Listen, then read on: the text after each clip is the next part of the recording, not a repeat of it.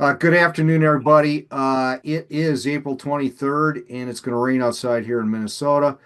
2025 U.S. National Grid Implementation Workgroup meeting. On the agenda here, the thing is broken apart kind of into four slices. The administrative part will do first, meeting and updates. Then you'll all get a first look at the USNG Store coming May 2025, followed by whatever kind of level of discussion we want to have as I wander on through that. Then we'll do open forum if somebody else has got something they want to dredge up, and then closing comments. In theory, be done in an hour and a half, and we've always pretty much beat that by almost 30 minutes. So once again, uh, we'll just get things cranking, and we'll see where things end up. Administrative meeting and updates. It is my honor to be able to open the meeting. Roll calls being collected automatically off of Zoom. The recorder's on. I've gavelled the meeting open as of right now. And that puts to the floor. Are there any changes to the agenda? Deletions, corrections, going once, going twice, gone. Do I have a motion to accept the agenda as published? So moved, Randy. Do I have a second? That's mine. Thank you. Thank Thank you, you. Bernard. Is there anyone opposed since we're online and we can't, do it the other way around? Going once, going twice, gone. All right, we're underway. Thank you very much. And of course, welcome and thank you. Do we have anybody here for the first time? Going once? I see something that says loner. Is are you are you just listening in?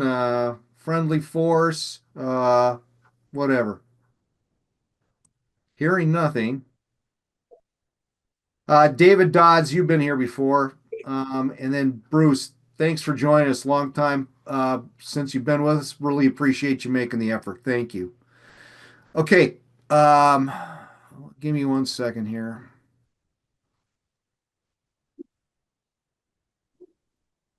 Got it. He's on a loaner computer in Blaine. Joined us before. Thank you very much.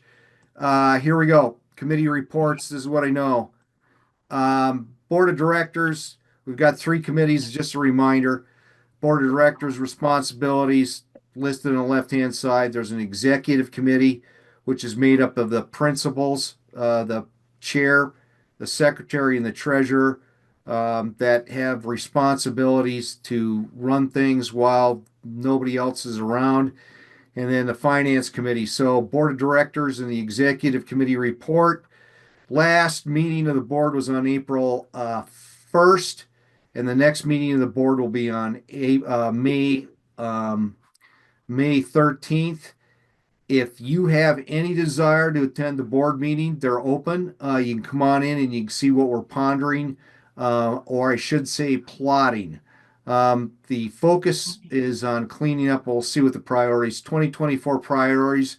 We let it added in LinkedIn and social media kind of stuff. And out of the last board of directors meeting, some of them don't realize it, but they added one more thing to the priorities list, which I'll talk about in a bit. Finance committee, treasurer's report. Georgiana's looking at that going, where'd that number come from? Well, there's money inbound from Get Butter. It was supposed to have been there last night, but apparently it got delayed. So the account's at 461.51.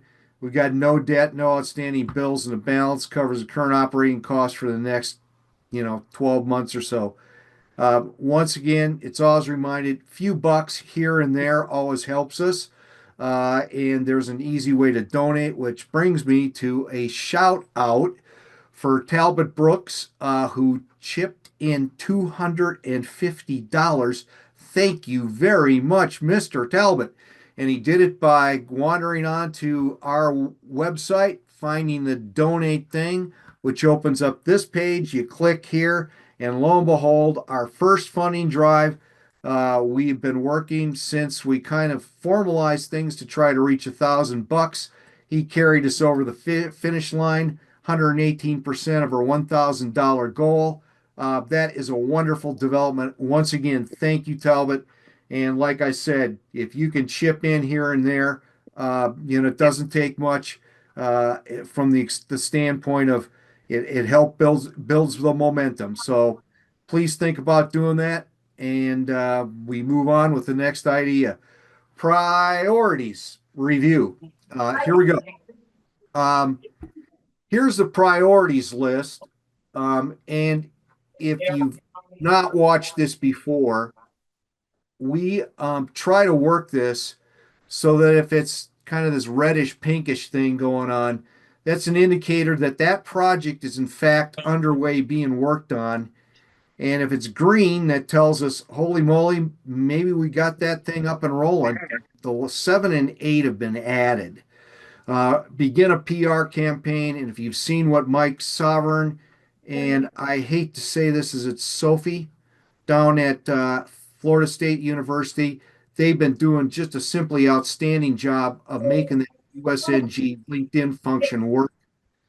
I'll be beating the drum here for additional opportunities to submit articles, but uh, again, I'm just so happy and so impressed with what Florida State University and Mike Sovereign have been able to get rolling. It's great. Out of the board of directors meeting last time, it pretty well came out to be that in the discussion about at what point do we stand up as our own nonprofit,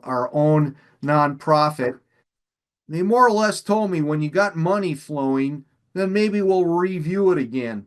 But as it sits right now, until we got some money coming in the door, we'll stay under the wings of Share Geo for the time being. So income flow, we're hoping to, as you'll see here with the store, get some money flowing in that direction. And then yours truly will make an attempt to write our first grant request and see if we can get some money in the piggy bank that way as well. And then there's kind of these three black ones that are fairly simple to get rocking and rolling. The store has been the big freaking bugaboo for a long time, and with hopefully we'll get that fully up and running by May, and then we'll be well on our way to clean the rest of the list up for the year, which is just a wonderful thing. Updates. Here's what I got for you. April 15th through the 17th of 2025, International Trail Symposium in Madison. I've showed this backdrop that was developed from funding provided by Share Geo. We also did a pull-up banner that was on the side. I'll show you some booth slides here in a second. Of all the things we've ever done, I would say hands down, this thing knocked it out of the park in terms of the level of engagement that we had. I typically carry with me like 30 to 40 business cards, and I normally only give out like 5. I came home with 2. In addition, the brochures that were made available in our thing here, we came with 50, and we had to go to Kinko's the night after the first night to run some more so that we didn't run out. So we had very, very good engagement. And, here's me yapping with somebody that came through and wanted to know more about what this was and, how does it fit in with this USNG thing you're talking about and the rest of it. So we were very happy with how that turned out. I also want to give a shout out to Mike Sovereign, who slaved well into the night, multiple nights in a row, to redevelop our U.S. National Grid handout items. They carry the label right now for Share Geo, but there will be nothing to it for changing them out to say U.S. National Grid Institute. And there were 3 that he developed. The first one is kind of the overview of what the U.S. National Grid is. You've seen many of these approaches before. And then he got real inventive and we joked with people about, well, you got to take the quiz and come back and see how well you did. He set up 2 little quiz things on the back, which were real nice as well. U.S. National Grid tools and resources. It's been a long time since we've wandered through trying to clean that up, and Mike did that as well. And we're wide open for other ideas about how you think maybe things should be done. But the idea is that we've gone from stuff that was developed 10 years ago to having more current files available for folks to come on in and work with. And then we also did one for the store, which again, you're going to see a lot of this stuff this afternoon as we wander through what we're doing with trying to get the store up and running. So, big kudos to Mike. And I'm going to continue to be like Johnny Appleseed with running around to these conferences and wherever I can get in the door to talk about grids in the sense of markers as the opener for the discussion on U.S. National Grid. I am going to be doing that. I don't quite get what's going on over in Kalamazoo, Michigan. They're almost less than 45 days out from their conference, and they still haven't let me know if I'm going to be allowed to come over and speak. They haven't published a conference agenda yet. It's kind of weird, but I've already been accepted to speak down in Iowa, Altoona, Iowa. I think I was assigned the 5th of June at 9 o'clock in the morning, which is just like perfect. And then opportunities. Um, Several of us that very interested in U.S. National Grid up here in Minnesota are pondering what kind of form and shape we're going to take and going back to that conference as well. Um, Moving on to the next issue here, we had an opportunity float by us that was presented by the FCC looking for comments about their approach to how they're planning to move forward with implementation of next generation 911 of specific interest of they're looking at location accuracy and how do you achieve it in the vertical. Well, we used that opening, or I should say, one of our individuals on this call used that opportunity to write a simply phenomenal document to the FCC relating to them the importance of how to think about setting the standard from the beginning rather than just being focused on this one element of where.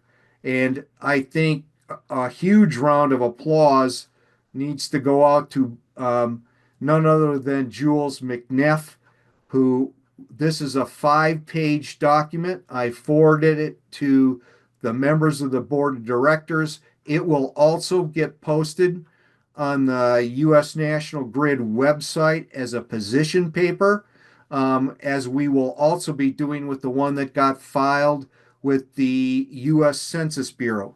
So this was filed this morning, and hopefully it'll get some awareness at a minimum going and maybe something even more impactful.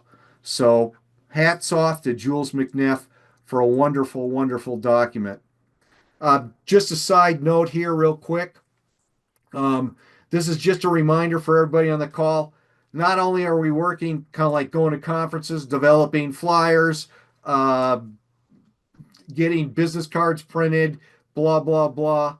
Um, there's a lot going on. And if we don't get to something as fast as you thought we should, trust me, it's on the hit list and we'll get to it pretty much as quick as we humanly can. So that's what we're trying to get to. Um, Next thing up I got for you is issues. Oh boy, here we go.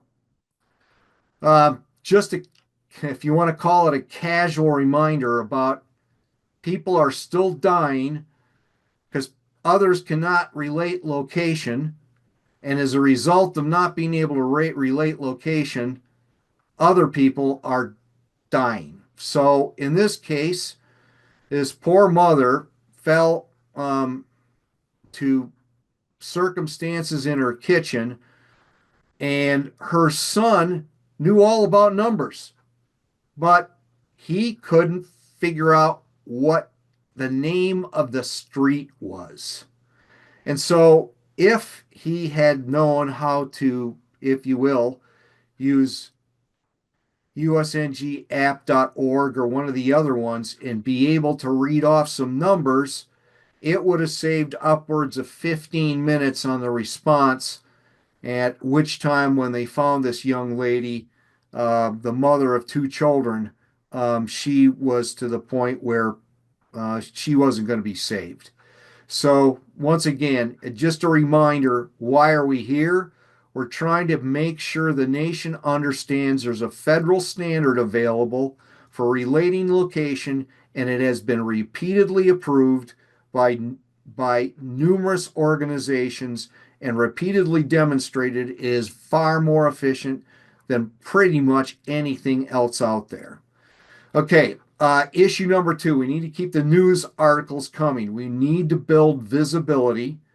Rich McCree is offered kindly to be able to work with Wildfire Magazine to place in it articles about U.S. National Grid. I know Mike Sovereign is working on one, but again, we have been busier than one-armed paper hangers, and as soon as I give Mike an opportunity to come up for some air, I'm hopeful he'll be able to get that thing rocking and rolling with Rich. Same thing. This monkey's probably primarily on my back. We received an opportunity from the Minnesota Sheriff's Association to come in and offer articles on U.S. National Grid. And I've suggested some of the ones that are being posted on LinkedIn are good enough to be sent over just as snapshots as they are. And so hopefully we can start getting something rocking and rolling there as well. Issue number 4, LinkedIn social media management.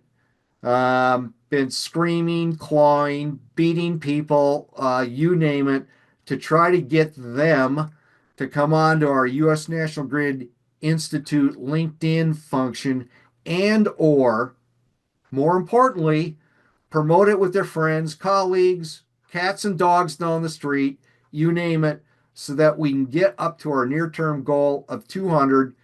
And as soon as the store gets completed with our May launch, we're going to be pumping out 1,300 requests for people to know about us and the rest of it. So that continues to build. There's obviously a magician out there somewhere, and I'm not sure who it is exactly, but our U.S. National Grid Information Center went from being dysfunctionally off the web into just magically reappearing somehow. And I'm not exactly sure who I owe a case of beer to, but if it's somebody on this call, please step forward and let me know that you fixed my problem without me ever going near it. Going once, going twice, gone. Okay, all right, I don't know. Weird things. I guess the good Lord's helping me out. All right, I've been beating this one to death. Anybody seen Christy Nome say FEMA's gone? Total disconnect from reality. But, because all disasters are local, we need to keep FEMA in our good graces, or the other way around. And because U.S. National Grid hooked to FEMA is a very, very powerful, thing. So if you weren't aware of it, FEMA does lots of stuff like set standards, does interagency coordination. It is the function of continuity of government. If the president and the cabinet and the rest are going to run off and hide in the underground somewhere, FEMA's the ones that do that. And bottom line is, a good friend of mine that used to work at FEMA always used to say, everybody thinks we're like the cavalry and are going to ride in and with all kinds of equipment and do all kinds of things, when the reality is we're 2,700 people with a checkbook. We coordinate whatever else needs to show up, but only by the direction of the locals. So anyway, hopefully the mindset at DHS and the current administration gets turned around and FEMA gets seen in less of a, you know, dark reflection here. And just a reminder, they're big also on mapping, and to the degree that that they're publishing what is the definitive stuff about where floods occur and where the floodplains are and the rest of it. Again, I mean, what do? Just throw that whole process away? Anyway, issue number 7. So this one's the one I got to park on. We may be here for the next 5 minutes, which would be perfect, but here we go. Um, I got to take a drink before I get going on this one. Give me 1 second. Okay. It was brought to our attention by Fennis Reed out in California that the Census Bureau had put out a request for input on the use of grids for distribution of the information from the Census Bureau. And this group, the U.S. National Grid Institute, the board of directors processed through and produced a document that I dropped my signature on because I'm the big cheese here, but somebody's got to put their signature on it. And given I'm the chair, that's the kind of thing the chair does, and off the paper went. You can see it over here on the left-hand side. We sent it in on April 8th. What came out of that submission to encourage the Census Bureau to think about using the U.S. National Grid for distribution of their statistical data, I got a very nice email from Joshua Kautz, I think is how you might say that, the branch chief, international and national engagement branch, geographic division of the U.S. Census Bureau. He and I had a phone chat on the morning of April 21st. And basically, out of that phone call, he was very open to the discussion of the U.S. National Grid, ways it could be used, things of that nature. But he, rightfully so, had to indicate to me what their concerns were about distributing data using U.S. National Grid. First of all, he said, and I would have never thought about this, but he said they have to be very careful about privacy and the ability of others to reverse engineer data. And apparently, if you get if the data is zeroed down too tight, that opens up the door for this reverse engineering process. He said the USNG darts don't allow for privacy because of the small size. And I said, darts? And then we kind of talked through, and he says, I basically put the words into his mouth. I said, oh, you mean grid zone junctions? And he said, yeah, because they get so small that then the data is exposed in a way that, as I indicated, they could be reversed engineered. They weren't completely set, but he said, it sounds like they will be using the USGS quadrangle, get a load of this, 1 kilometer grid squares from the 3DEP LiDAR program. I'll show you what that really means here in a second. And then he said, well, there's all kinds of grids out there. And he said, you might want to take a look at popgrid.org. So anybody wants to scribble that in, all of the stuff that I looked over there looks pretty dated and not very impactful. But he indicated we should go take a look at it. Well, here's what he's talking about, I think. And I'm going to emphasize I think, because we didn't get down into the particulars too deep. But what they've done to try to facilitate these airplanes flying over and collecting digital elevation data stuff for having ground truth, just by flying an airplane over using LiDAR and some other stuff is building individual grids over states that are, you guessed it, 1K, 10K, 100K, because nobody wants to work in 60 math. So there we are. But um, his indication, here's the 1 kilometer tile DEM, and then 10, 100, and then you get your statewide data set, and that's delivered via the web. So he says he's open to further discussion. And so before we drop, we'll go through the other two bullets. Let's drop to the bottom and look at what do we want to do. He says he wasn't aware of the work taking place at FSU or Fennis's efforts in California. He was also not aware of the USNG masking work as developed by Dr. Keith Clark, the University of California, Santa Barbara. It's still up on YouTube. I found it the other day. And so for 3 minutes or so, I'll open the floor. And first, I'll launch a question. He was open to a meeting, Georgiana and Mike Core, if you're on the call, about talking through what you've been doing at FSU and seeing if it might solve the problems that they ran into. So, Georgiana, are you with us? Yes, Well, I am. I'm very stuffed up though today. And Yeah, I hear you. okay, I don't really want to talk too much if possible. Okay. All right. Shall we take it offline? Well, I got a question quick here. Yeah, go ahead. If they're using the 3-depth LiDAR grids as stated there, aren't those UTM grids? I got some background on that. I Um, helped them do that for Minnesota. Well, so don't they have the same zone boundary No, well, things see as, what they did, what they did is basically extend UTM Zone 15 east and west to cover the entire state. but that Which doesn't work nationwide.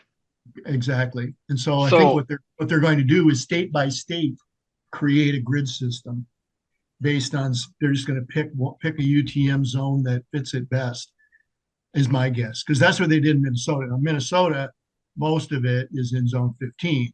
So it worked. It's the same thing that we did with aerial photography tiling, you know, yeah, so it was the same thing. And so that's what they did. That's what they decided to do with the LiDAR data.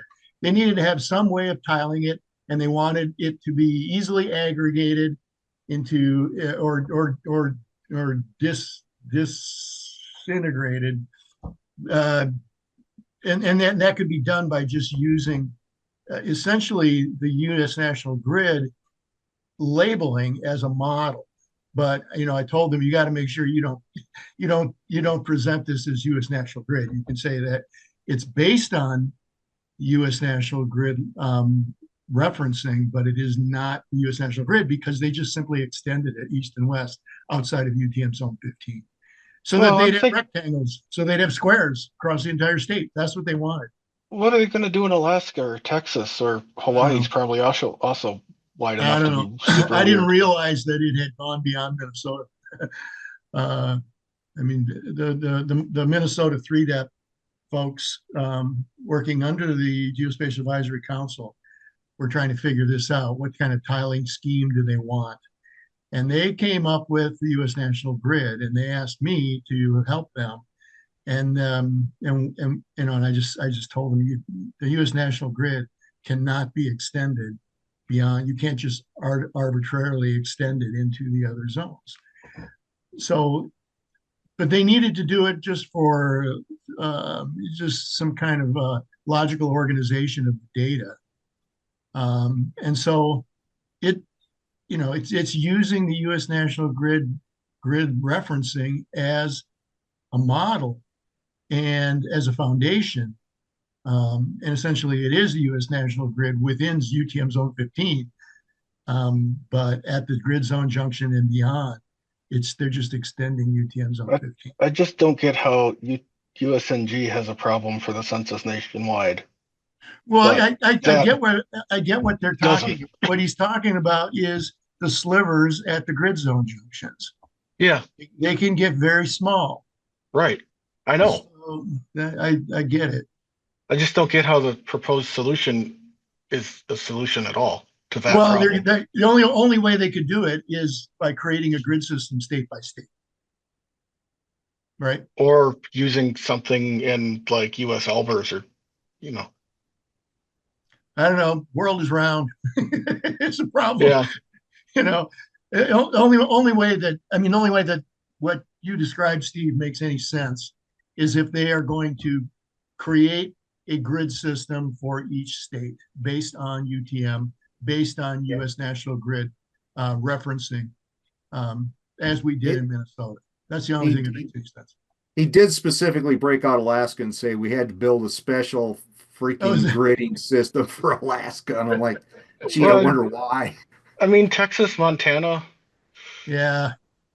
Well, it Yeah. doesn't matter ultimately.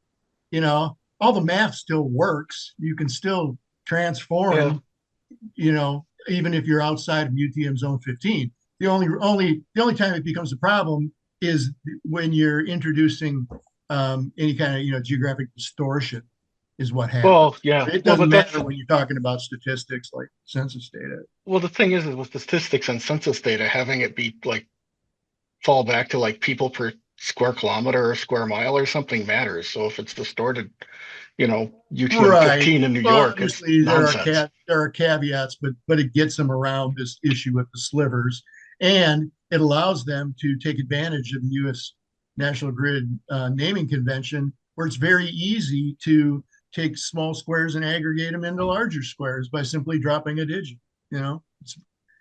That's simple, Okay. and they get their obfuscation in the data as well. So I don't Okay. know. Yeah, I want to. Okay, so I think I want to respond to Josh to let him know one way or another. So what I'd like to do, Georgiana, I'll link an email to you, Mike Core, and Fennis and Randy and Jim if you want to jump in on it. Yeah, Because we I think it's fair to reference the U.S. National Grid for what they're doing, but it's also important when they're using the same kind of grid referencing and naming convention, that they do state a disclaimer that this is not the U.S. National Grid, although it does relate to the U.S. National Grid in certain ways. I mean, I think it reinforces the U.S. National Grid to a certain extent. You just have to be careful and not say that it is U.S. National Grid. So okay, I, but I think we can frame it in a positive way and use it for leverage to reinforce the benefits of the U.S. National Grid. understood. Like to press forward, and we'll circle back on it via email. Okay, who or what did I miss? Is there anything out there? Going once, going twice, gone. Old business. Is there any old business from the floor? I don't know if we want to talk Besides, about it now. I hesitated to put it on the agenda. There was I brought up a point. There was a side conversation about the U.S. National Grid Wikipedia page. Um, and I guess, do you want to talk about it now or you want to leave it till the very end for open floor or what? yeah, I want to do open forum with that.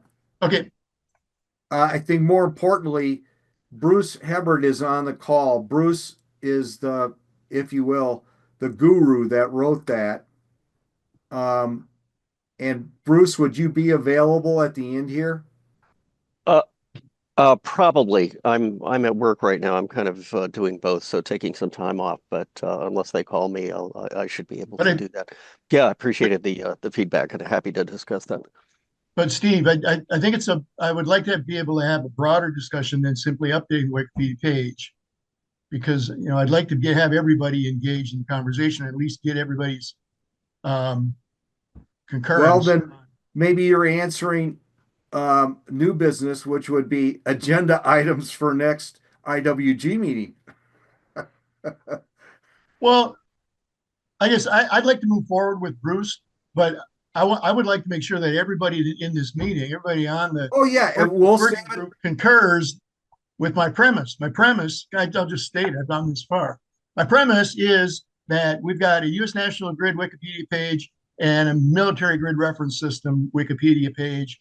There are references at the bottom back and forth between them, but I would like to see a much stronger reference to the military grid referencing system on the U.S. National Grid pages. The U.S. National Grid is the military grid referencing system. And if anybody wants to challenge that, we should have that conversation. There are subtleties, but it muddies things up. But essentially, the U.S. National Grid is the adoption of the military grid referencing system for civilian purposes. Does anybody disagree with that? I mean, I gotta be pedantic and point out it's a different datum. And yes, I realize that that doesn't matter to a meter. Well, let's But say that. Right. Okay. Yep. There are absolutely there are. I would call them esoteric details. Technically, U.S. National Grid is military grid referencing system on NAD 83. That by definition. Okay. Just for your information, when we were taking this through the for FGDC approval, etc., one of the reasons we called it something different than MGRS, which it is because we felt that if we tried to sell it as a military system, it would not be well received in the broad civil community, and Right. so that's why we called it what we did. But Randy's point is very important too, because the fact that they are the same, whenever you have disasters and emergencies and things like that that require coordination between civil and military jurisdictions, the fact that they're the same makes that spatial coordination automatic. And that's one of the points that we ought to highlight, I think, when we discuss the two of them together. Over. Great. Yeah, I appreciate that background too. Yeah, and I understand the potential concerns. But you know what I'm saying is that I think that when we talk about the U.S. National Grid, by referencing the military grid referencing system, I believe it strengthens the case for the U.S. National Grid as simply it's a proven system. It's been in use by the military since World War II. Blah blah blah. You know, it's not something new that somebody came up with. You know, and so that's the way I look at it. But yeah, I certainly understand the potential conflict or uneasiness that it might give some people. So And if no one, that's why the U.S. National Grid is called out in the Joint Staff document that deals with point positioning and talks about MGRS. It does highlight the fact that the U.S. National Grid is equivalent, and so the DoD does absolutely recognize that in their Okay. official documentation. All right. So what I'm going to do is move forward, work with Bruce. I see Bruce got a hand up too. Work with Bruce on updating. We're not going to overload it, but for example, like I think right in the first paragraph of the U.S. National Grid Wikipedia page, there should be a reference to MGRS, something like that, you know, and then thread it in there in various places strategically. okay, now Randy, if no one else has noticed, when it comes to following an agenda, there's something about Randy. I don't quite. Bruce, your hand is up. Please, by all means, jump in. Well, I wasn't sure whether we wanted to discuss this at this point. I just wanted to say I agree with Randy's the point he raises about emphasizing the commonality, and this is not something scary and new. And you know, for those who are familiar with MGRS, that would be helpful. Personally, I would like to discuss throwing UTM into that mix too, because you know, UTM shows up, for example, on Wikipedia pages if there are references to location. You click that and it gives UTM. And I think this whole idea that these are different things is really just kind of confusing things. I think I've seen um, UTM itself, there seems to be some disagreement, but I know just in pure UTM guides for outdoors use and recreational use and things like that, the convention of truncation at the 100-kilometer level is already there. I mean, that's part of UTM, and I think of MGRS is just kind of an annotation layer, if you will. Somebody called it a shorthand. So yeah, I think this requires more discussion. Basically, is what I was saying. But I agree with the thrust of Randy's comment that it would be nice to remove, let people know it's familiar, it's used, it's basically all the same in terms of the raw number, in terms of practical usage. But I think we would need to be careful about the exact definitions of, I think Randy said it well. I mean, it's the USNG is the application of MGRS, modulo. The letters don't change based on all of that. I mean, there's subtleties and things like that, as someone pointed out. So I think we can. I'd like to discuss this further and make sure everybody is okay with it. I was a little concerned about particularly the first paragraph of a Wikipedia article. You want that to be very um, intended for a lay audience that doesn't assume any background. And I wasn't sure whether introducing MGRS at that point might be a little premature. We do mention MGRS in the origin, the XY project group, selecting that as the basis. But I agree we could, beef it up a little more to emphasize the commonality there. So basically, I was just saying, greatly appreciate the feedback. Think it's a good idea, but would like to discuss it further and get consensus with people if that's okay. So maybe new business or we could have an online discussion or something like that. Or Yeah, bring it up next Bruce, meeting. yeah, thank you very much for that comment. What I'd like to do again is try to focus in on the individuals that have a strong passion on that. Looks like yourself, Randy, Jim, and Al has been chiming in on the messaging function. So maybe we can hook the four of you up and you guys hash it out and figure out how to do it. So I don't think there's any generic pushback across the floor. I'll open it up long enough to. Is there anybody opposed to what the gentlemen are talking about? Going once, going twice. Full concurrence. Al, is that you? Yeah, I was just saying I concur. We should just take the existing text, red line, literally different colored text, what you want to change is email it around and concur. So, well, let's make it happen. We can do it. I'd be happy to start that ball rolling, just and do just as you said, Al, and send it out to those four people, and Yep. we'll go from there. And if you are lacking addresses, I have them. We'll do it that way. Okay. I'm going to open the floor just long enough for Rich McCree. Rich, can you just pitch in for a second on what you put in the chat because it's an important note? Yeah, you bet, Steve. Yeah, the International Association of Wildland Fire. Their next conference is in Calgary, Alberta, Canada. And I posted it on the chat site.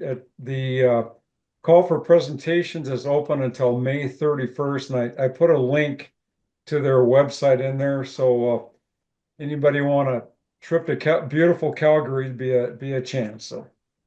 Yeah, no, I'm going to seriously take a look at it. Can you give me a sense within that community whether or not there would be the focus more appropriately on um, the the wildland fire community for a long time has viewed the integration of GIS as being an important factor about how they do business. Do you think it would be more focused on talking to boots on the ground how to use US National Grid Or would it be more appropriate to be focused on the GIS community? Um, Probably both. I think just getting the Okay. message out to people, boots on the ground, or GIS people, a lot. This meeting, there'll be wildland fire researchers, administrators, just general firefighters, those kind of folks there. So it would get the word across to a real diverse audience as far as skills.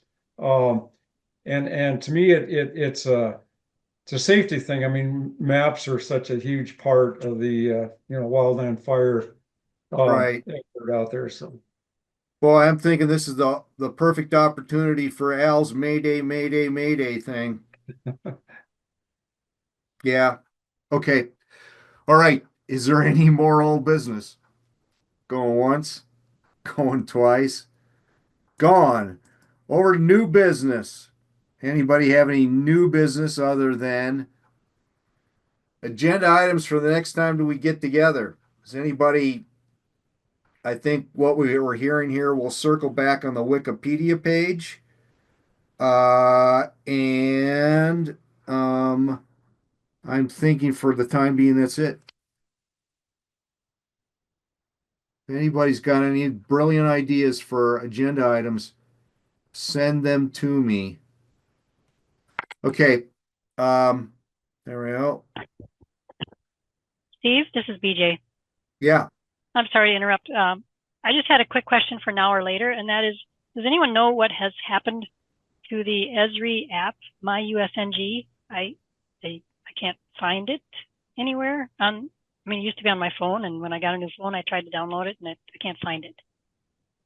Anybody know if it's still I wonder around? if they deprecated it because there hadn't been any maintenance on it. Okay. I Okay, I was thought just curious. I thought Shared Geo assumed responsibility for that. Yeah, don't make me have a red face. Okay. You Is know, that we true or not? told them we thought they were rolling in on usngapp.org by the way they organized it. But, there's only been so much money in the piggy bank over the years, and that was one of the things we just never had the money to get a developer in and update that thing.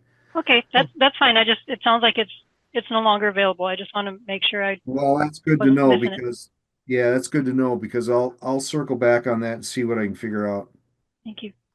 Hey, Steve, There's plenty of good options out there. USNG Me is a good one. Of course, you already know about most of them, but I never did the ESRI because of you guys know my opinion about ESRI. I won't say it again, but that's probably that probably has something to do with it as far as how they look at it at USN. Okay. Well, on that note, Steve, I mentioned that ESRI did have a Right. widget for their app builder. It's called a grid overlay widget, which did a very good job, Al, of labeling the grids at varying resolutions. You could choose the resolution at which you wanted the grids to show up and be labeled. You could change the colors. The user could, and you can configure it for default. These are for custom apps, and it worked very well. However, they have deprecated the platform that they were using for developing applications, and they now have a new platform for developing applications, and that widget has not been migrated forward, and they don't have any plans to do so. There's a forum out there, and we did have somebody from NAPSIG post a comment to have that widget brought forward to the new platform, and I commented on that as well. But I think that this may be a role for a letter from the chair of the IWG. And be more than happy to send it, but I can't write it because Okay. I don't have the proficiency, the understanding to write it. So Okay. this would be a wonderful thing for you to The other write. thing is we could also create a campaign for other interested parties that are ESRI users and get them in there to comment on the forum as well. But what we need to do is start with a letter, Okay.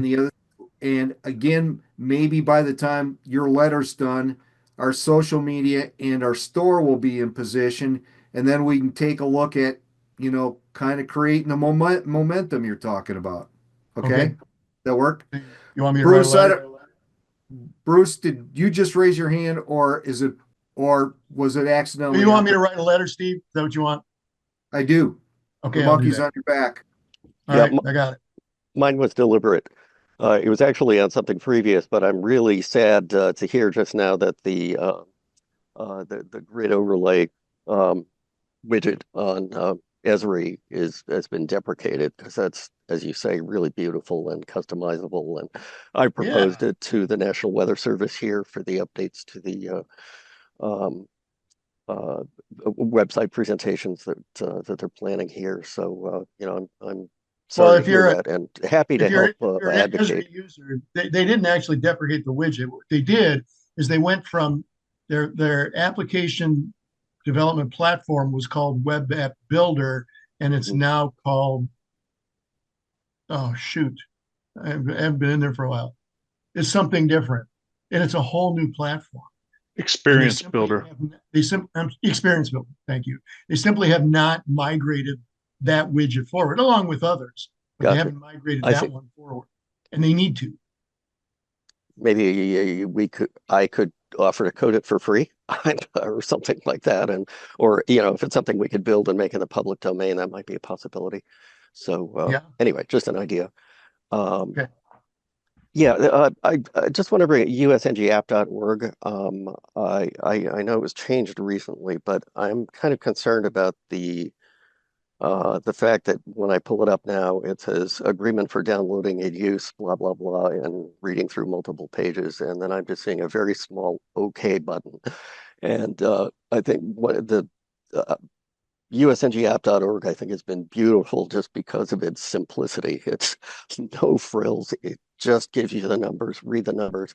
And I'm really concerned that making that any more, adding any friction to that, particularly in a high stress situation that we're trying to serve, it could be a real problem. It's the old USNG app, or maybe I'm just looking at it. Maybe it can be configured so as not to do that. But um, uh, I just wonder if we might want to have a discussion about. Yeah, I understand there may be legal complications and things that we have to do and a reason for having that there. But I'm just very concerned that. Adding that friction in a high stress, dangerous situation is something we should, or we would want to try to get rid of if at all possible. So we can get back to that, hit the USNG app icon on your phone and read me the numbers. It's nice the way that worked before. So Yeah, excuse me for breaking in here. This is Bernard. I was driving before, but I wanted to ask Steve, please include me on that U.S. Census review. Oh, got it. Yeah. Okay. Bernard wants in on that too. Okay, Thank got it. you. Thank you. Okay. On usngapp.org, I'm open to suggestions. There were legal concerns. If there's other ways we can meet them that are less friction, that would be wonderful. Hey, Bruce, if we made that button like prominent, like okay, so because when we released it, we were a little concerned about the fact that that button was hard to see and small and the rest of it. But if it were like, like a big red button or something, I think that would help. At least on my iPhone, the OK button is really small. yeah, And not very prominent at all. And someone in distress, I think, would have a hard time noticing it. So I think Yeah. that would be a help. But again, I just kind of wanted to raise the issue for possible, got it. discussion down the road. Well, the Okay, other thing too is it's like multiple pages of scrolling through to get to the button just because of how much legalese. Oh, it won't let you click OK until you've scrolled. I haven't tried Well, that, but it's the button, or isn't the button on the bottom, so you have to scroll. oh, okay. I didn't realize Yeah. that. Let me try. But Okay. yeah, it's, Yeah, same thing. I mean, Yeah.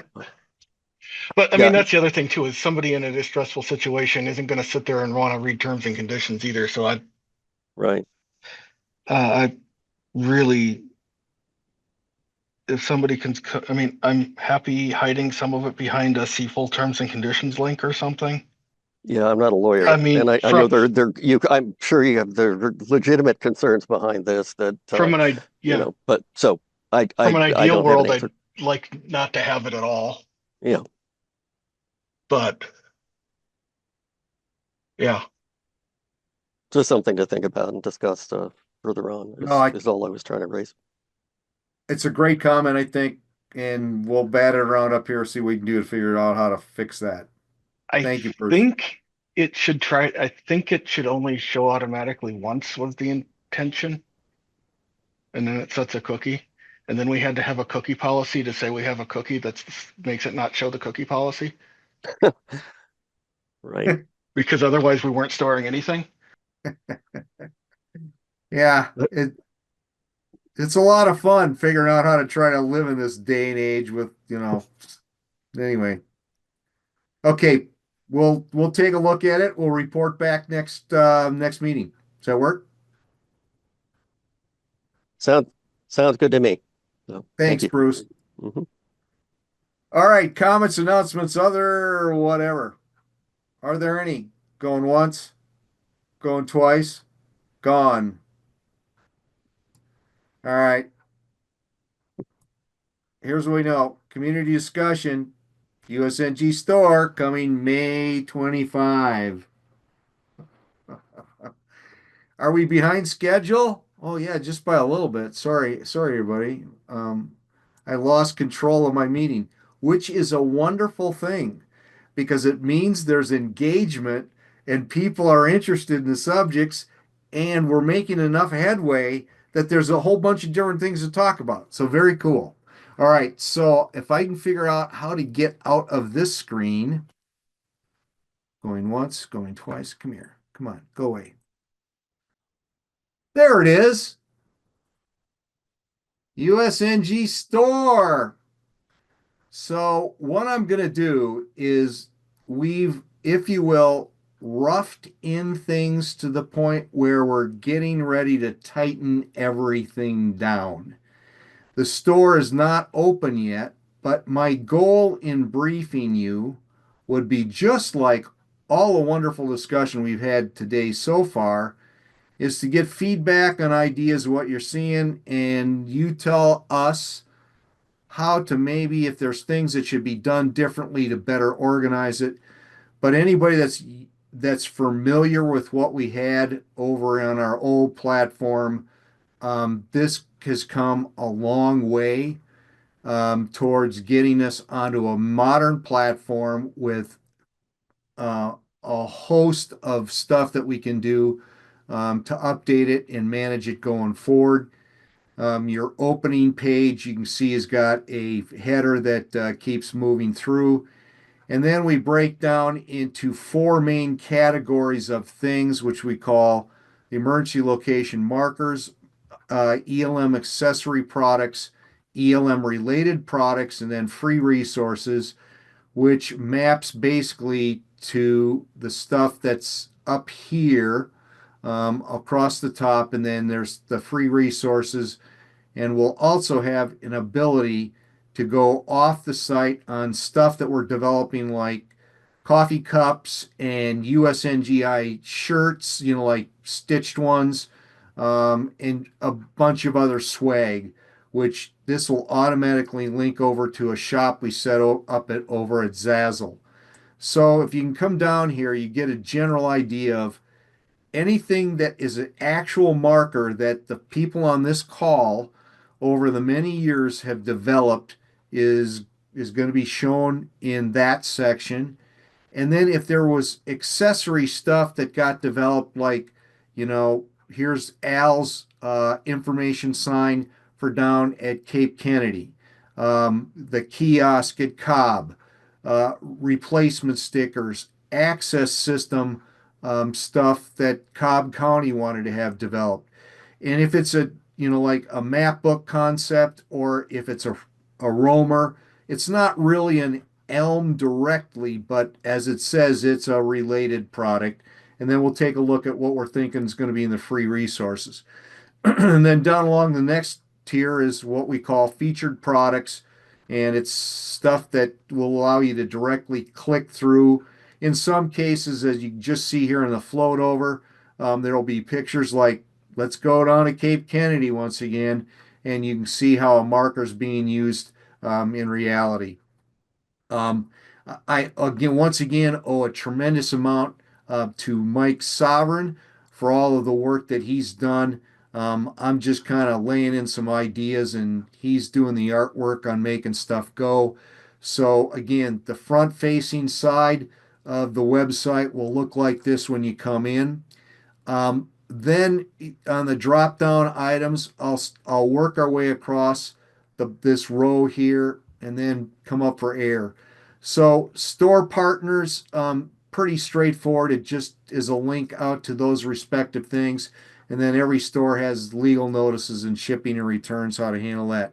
So as I said, we'll start here with about the background stuff.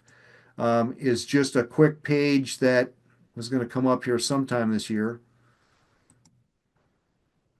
And again, we're going to be working on cleaning a lot of this stuff up, but it's just a description of what an ELM is and, you know, what the problem statement was to get it going.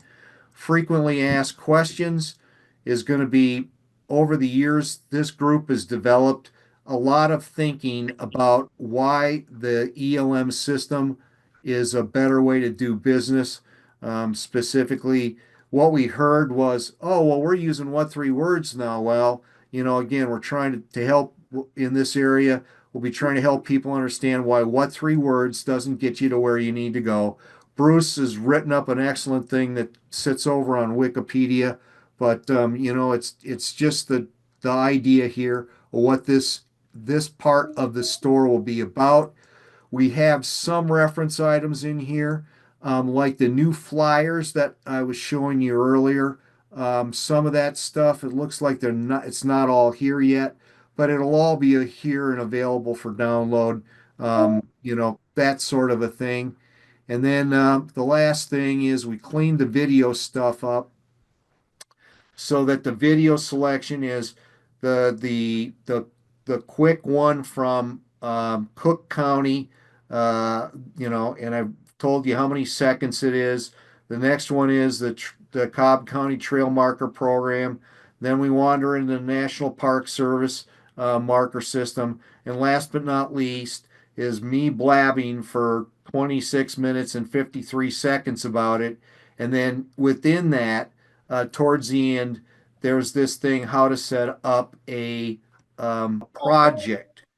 So also in here, moving over in what we call project tools, in the project tools section, what you're going to find there is we're going to reprocess this, but this is going to be the direct embedding, or I should say, link through to Jim Klassen's work on developing, you know, make a marker at home kind of thing. You know, you click on it, and lo and behold, it'll immediately take you over to the system where you can wander in and, you know, like, hey, I want a marker for like Northern Iowa. And you come in here and download it, and lo and behold, it pops up. And again, this just ends up being kind of a promo thing that you want to, you know, be able to have available. And we thought it's most appropriate, or one of the places it should be available, which should be through the store. Install planning steps, as I was talking about earlier, we'll be fancying this up, and we'll also have it downloadable as a document itself. So anyway, the idea here is to try to make the site as do-it-yourself friendly as possible. And we're thinking that, you know, to the degree that we get expanded involvement, that will help the overall ability for you know, adoption and understanding U.S. National Grid. And then the last thing in here, still under work, is ordering information. You know, just kind of some breakout items that would be helpful. Then we wander on over to we're going to as I talked to the people on the floor at the Trails Conference, if they prove to us that they have a sufficient understanding of U.S. National Grid and how to implement it,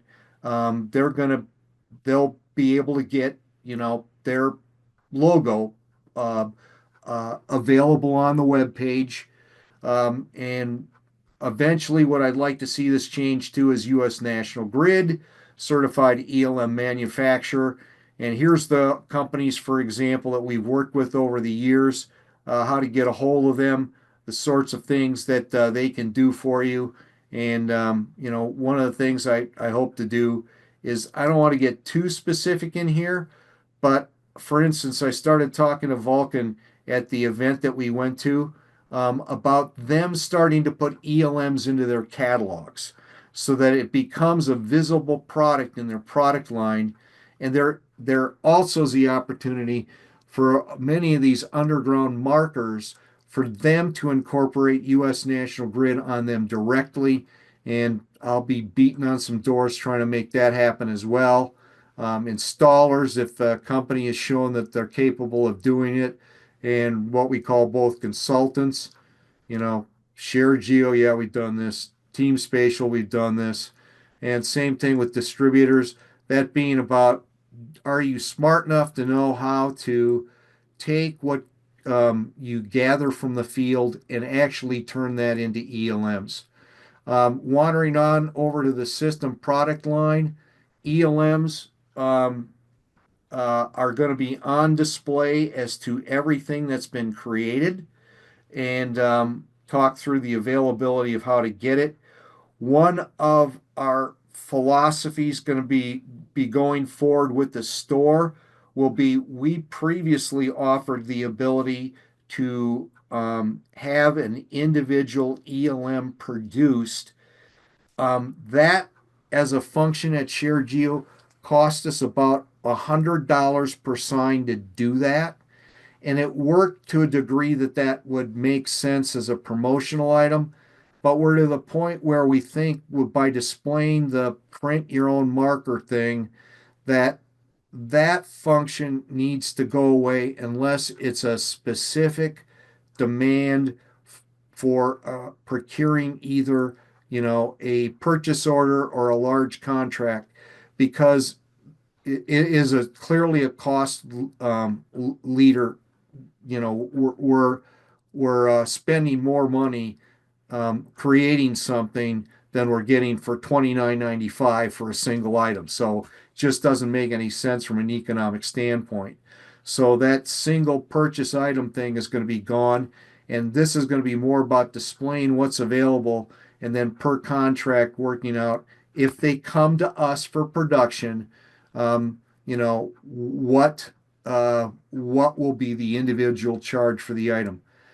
You may not be tuned into it, but one of the things that has to be a concern for us right now is that rolled aluminum largely shows up from, you want to guess where?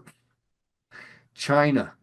So if the tariffs go up on rolled aluminum, the prices on these ELMs could go through the roof. So we're trying to figure out, how do we display the information, like when you open up, like a vertical style ELM, location function, and talk about it. How do we do that in a way that we can get the price stated, within a range depending on volume ordered and that kind of thing, but yet be sensitive to the fact that our price for aluminum at the manufacturer might go from like $1.50 for a sign to $75 a sign. You never know where that's going to end up. So accessory products, if we jump over there and take a look at that, what will break out again? There was a lot of stuff on the old site about ordering multiple things at once and blah, blah, blah, blah, blah. But we want to display to people, again, the individual items that were created over time, what the items are that are available, so people can be thinking about those as they plan their trail system. And then last but not least, the ELM related products.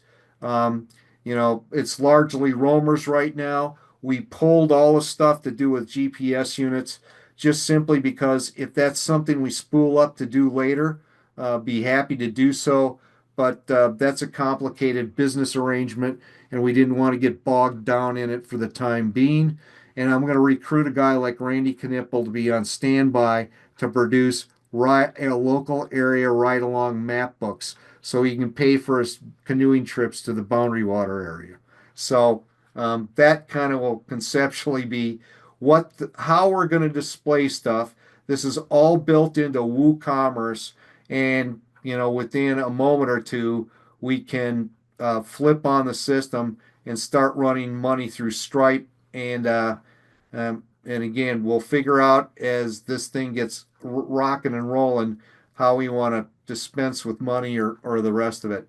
Okay, free resources. What we intend to do here is just as a reminder page. We know that a lot of this stuff is available as linkage either out of the center or maybe even over on the USNGI website, but we're trying to, in one place, remind people of all the free stuff that's been developed or is available out there that would support implementation of US National Grid. And we're doing our darndest to make it available so that people can download BJ's folder or trifold brochure and immediately take off and begin to modify it locally for what they need to have done. But the heavy lifting has been already done on that. And we also have in the background stuff that was previously done for responders and previously done for dispatch centers that talk about the use of U.S. National Grid. And we will be, if you will, adding, tweaking, bringing all of that stuff into the site. If you want to steal a USNG poster, that will also be available to download. You can modify it locally, and away you go. You got your own poster for a conference done in 2 seconds. So we like that kind of approach. And then Jim's magnetic declination diagram service. Again, we're trying to make within the store awareness of all of this free stuff that has been developed over the years. And with that, I'm going to stop yapping and see what kind of feedback I have from two things. Is there something glaring that we have missed or we should change how we present things? That'd be the first thing. And the second thing is when Mike and I finish this site within the next couple of weeks, we're going to want a couple people that like to read stuff and click links to come on through and check it and make sure, hey, you forgot about widget number 75 that Randy developed in secret or whatever else. But those would be the two requests I have for the people that just heard me yap here. So, first one we'll tackle is, are there any glaring things we've missed, or should we be thinking about a different approach on presenting anything? So everybody don't speak at once now. Well, I don't have anything to say with right regard. How about good job? It looks good. Yeah, it looks great. Agree. Okay. Agreed. Okay, we got good initial feedback, Mike. We like that. All right. Anybody out there with anything? I have a couple questions or ideas or something to consider. One is, I think if you go back to about ELMs and you went to background, Yep. There was an empty grid that Randy had developed for his presentation. If you go to the bottom, Empty grid. there was oh shoot, I don't see it there. I wonder where it went. Do you remember when we had that presentation by Randy on comparison of different geolocation formats, USNG, lat long, what 3 words, etc.? You showed that somewhere on here while you were going through there. No, you remember where it is? no, that's no that Under now reference item? BJ. I seldom take credit for things. but that one There. belongs to me. Yeah. That's, oh, I'm sorry. Okay. But I don't see it. We had one that when Randy did that presentation, maybe you helped with that Excel or a table, but it had all kinds of categories like cost, availability on apps, navigate to points, can you send your location to friends, examples where it's used, disadvantages and advantages, and etc. And I think that would it would expand upon that particular grid that you're showing right there. Instead of just having X's, it would have a lot more information. And maybe Randy still has that. If he does not, I have the one that I helped get it started. It's not ringing a bell. It's not ringing a bell. Okay. I wonder if that was in Bruce's presentation. Let me shoot, let me see if I can find it. Bruce, Yeah, are you still on? I'm still on the call. I didn't have the level that you're talking about there about being able to Right. Okay. the cost or ability to send addresses and things like that. I just had Okay. comparison. Okay. I will find it, the one that I have, which I think has been revised since, but I'll find it and send that out. Okay, so let's move on to the next question or comment I had. One is, it would be nice to have, I know the Bayfield, Wisconsin folks asked for a sign that they could put at their trailhead along with the ELM to explain how it's used.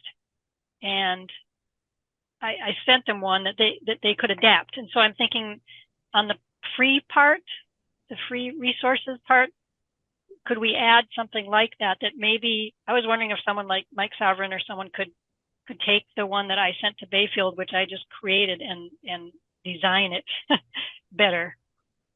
But I think I've had a lot of requests for that. So you put an ELM sign at your trailhead and you say, download this sign, but they need some instructions on the sign that says how to download it separate from the ELM itself. Okay, BJ, I'm not tuned into this totally. So hold on here a second. Let me ask you something. If I could share a screen for a minute, I could show you what I'm talking about. Didn't we talk that as the info signs? I'm looking at one and Steve mentioned it before. You just need a generic info sign. I would offer my KSC one. You just got to put 911 in, and because mine uses USNGapp.org and find BSAR, whereas the Georgia ones did not. So if you look at the one we did for KSC, I would recommend it. Yes, I would recommend that one also. But that one does say in case of emergency on the top. And this one is just to say when you're going out skiing, before there's an emergency, download this USNG app so that you know where you are all the time and can share it with your friends or whatever. Okay. You can change that part too. On the bottom of mine, it says take a picture of this too. Did you see that one? So BJ, if you want to drive, you can. Oh, you mean share screen? Where do I? I mean, I think having a link to USNGapp.org and then a QR code that can go to it. Yeah. I was thinking of just something like this. And again, I made this at the request of Bayfield County, Wisconsin. And I'm not saying that should be this one. I'm just saying something simple that will explain to people that they should bookmark this site and how to use it, and then download a live. I want to make sure there's a connection to a map. So for example, on the North Country Trail, on their website, or on Flathorn Jagoka Trail ski trails, they have a link to the trail map, which is geocoded on their website. And in this case, you could say download on Avenza Maps, and then you could say and go to this particular website and download this app onto your phone, which would then be geolocated. So you'd have not only the blue ELM sign, but also downloaded map on your phone that would follow you. Yep. Go ahead and send this to us. We'll float it around the board. And then the suggestion, as I understand it, is offer this as something we make available in the free section for people to download.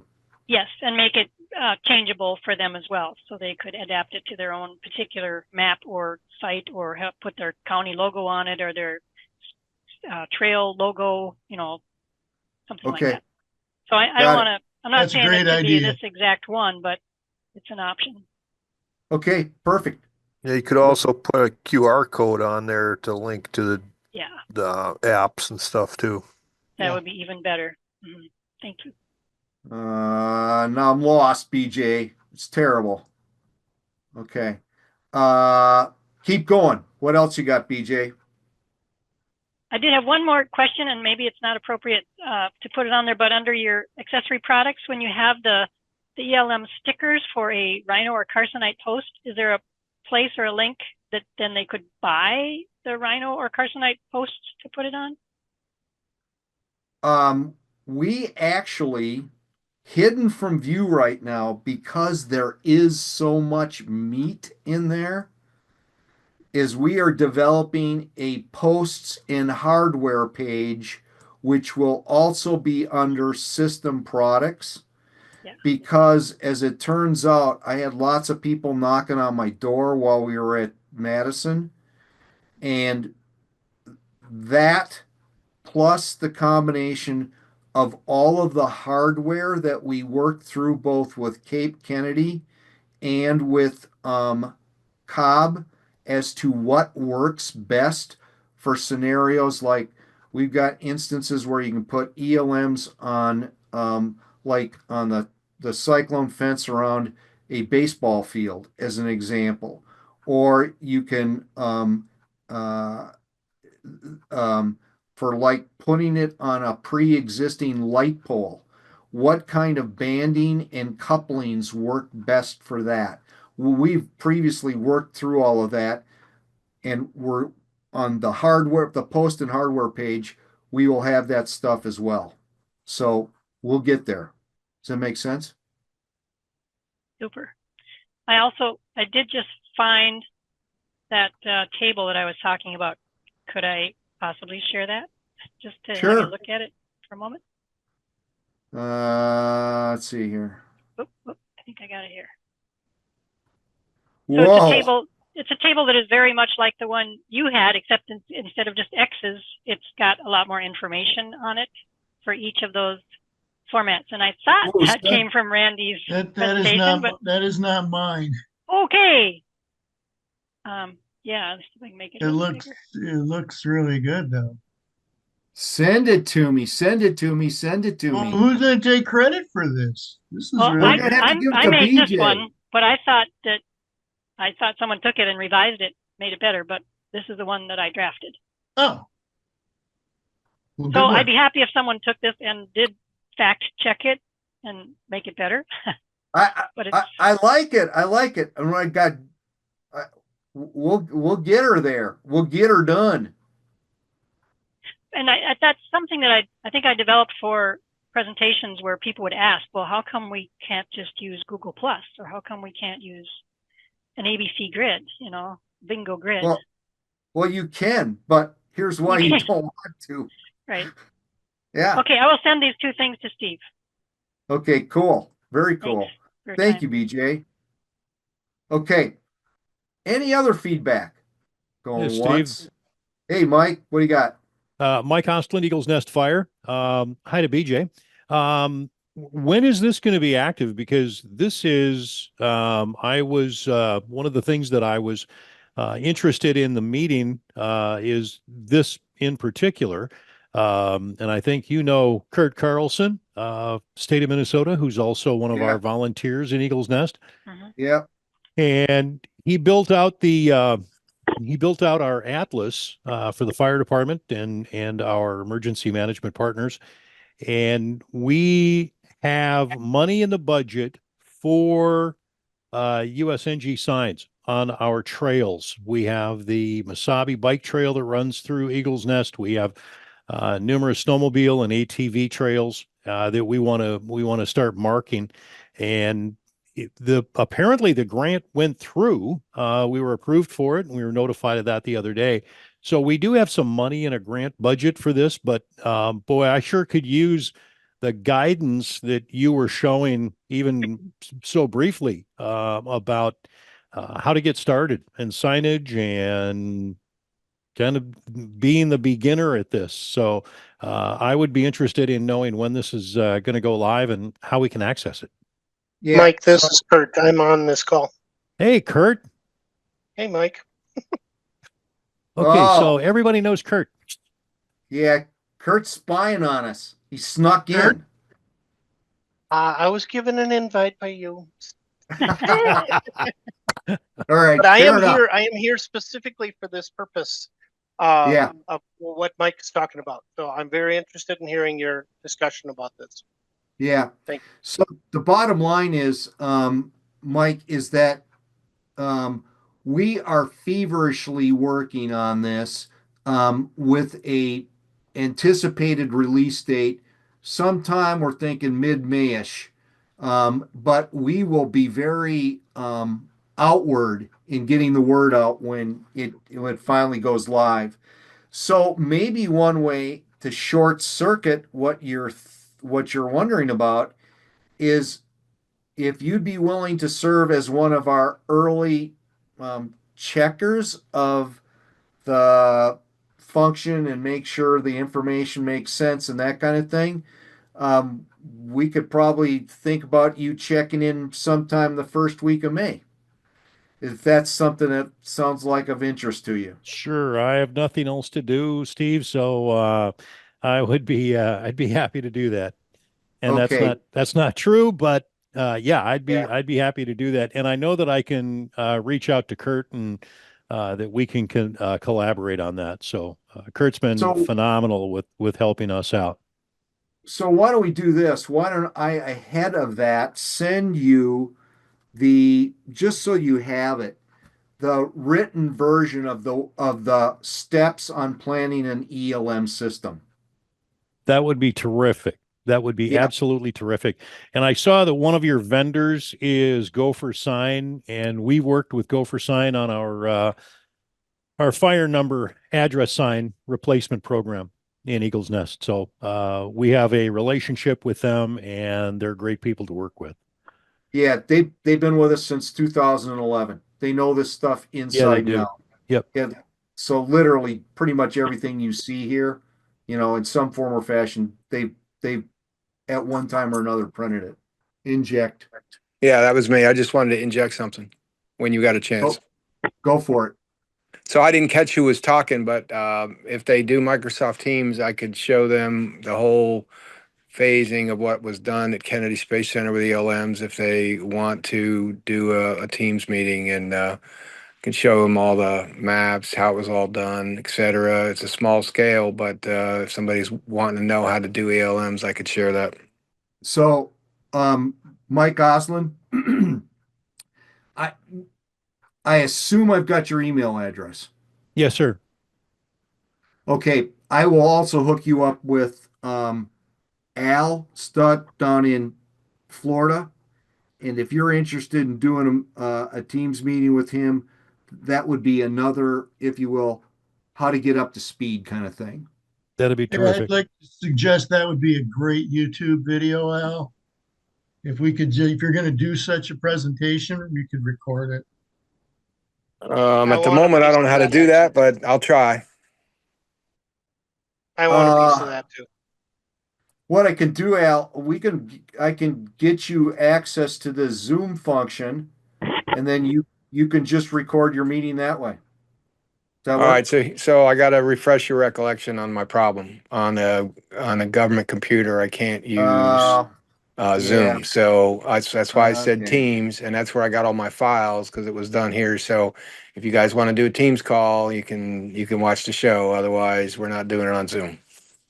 Got it. Nope, I'm with you. I get it. Thank you. Teams has record capabilities as well.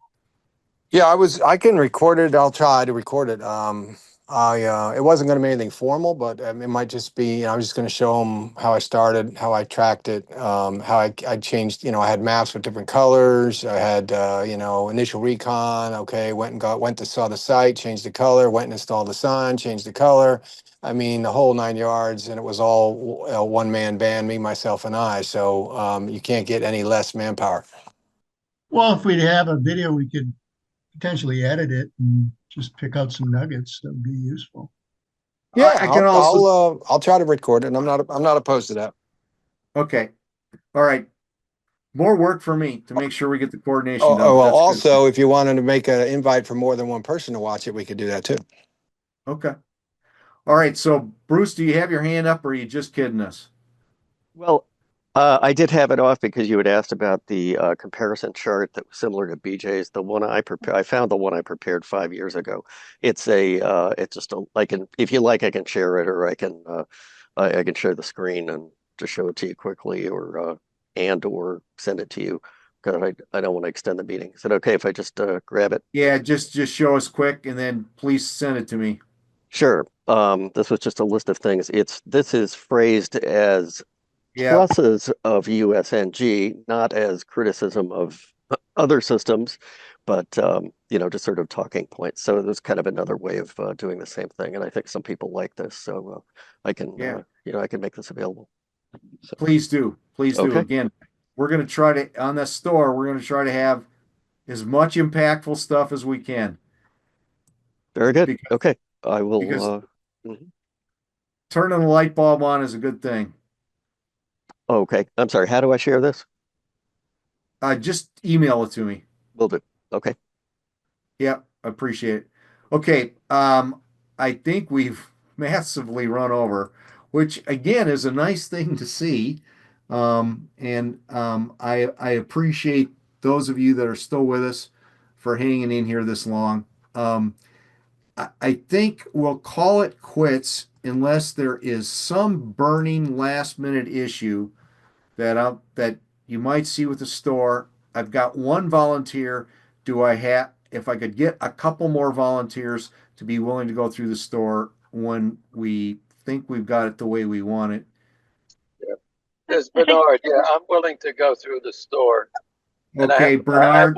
I have one burning issue though, but it can be real quick, which is that somebody was mentioning something about atlases and map books, and so I'm particularly interested in that. Did you want to tie atlases to the store? Absolutely. Okay. Absolutely. Well, maybe you and I can talk about this offline then. Okay, let's do it. Okay, sounds good. I see that Mike Oslin, I think in the chat, asked to be added to the pre-check list for the USNG store. Yep. And he verbally agreed as well. So, Bruce, are you sticking your hand up to help us go through the store? Okay. I got Bruce, Bernard, and Mike. Great. That's wonderful. Um, okay. I think, let's see where we were.